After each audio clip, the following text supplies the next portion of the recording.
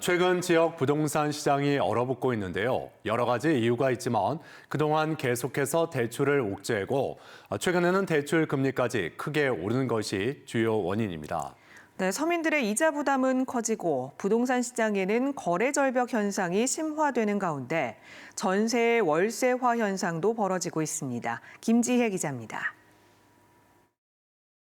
대전 탐방동의 한 아파트. 이 아파트의 89제곱미터 매물은 지난해 8억 9천만 원에 거래됐지만 현재는 7억 원대 매물도 등장했습니다. 2억 원 가까이 가격을 내린 셈인데 매수 문의는 뚝 끊겼습니다. 주택시장이 얼어붙자 제때 기존 주택을 팔지 못해 수백만 원의 전셋집 계약금을 날리고 입주를 포기하는 사례도 속출하고 있습니다. 대출금리까지 크게 오르면서 거래 절벽은 지속되고 전세 대신 월세로 갈아타는 경우도 늘고 있습니다.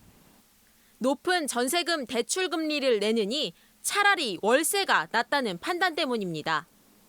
임대인 입장에서도 오히려 예금 금리는 지금 떨어지고 있고 대출 금리는 올라가고 있다 보니까 임대인 입장에서도 오히려 전세보다는 반전세로 지금 놓고 있는 시장이 많고요. 실제 지난 2월 은행 주택담보대출 금리는 연 3.88%, 2013년 3월 이후 약 9년 만에 최고치입니다.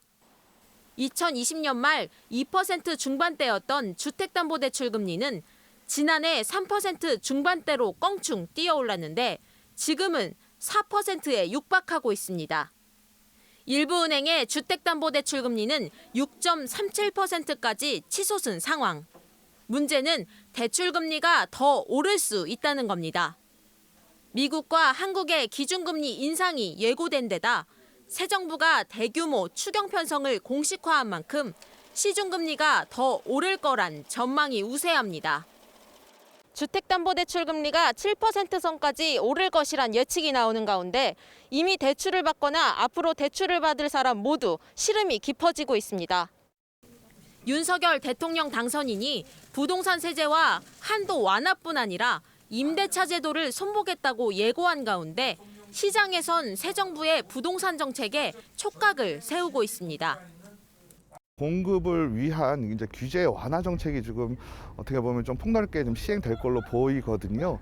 그러다 보니까 이런 규제 완화로 인해서 다시 또 부동산 시장이 가격이 오르던 아니면 폭락을 하건 이렇게 좀 불안정하게 움직이는 모습이 좀 보일 수가 있어요. 당분간 부동산 시장에서는 관망세가 지속될 가능성이 커지는 가운데 무조건적인 부동산 규제 강화나 완화는 시장에 큰 혼란을 일으킬 수 있는 만큼 세심한 정책과 속도 조절이 필요해 보입니다. MBC 뉴스 김지혜입니다.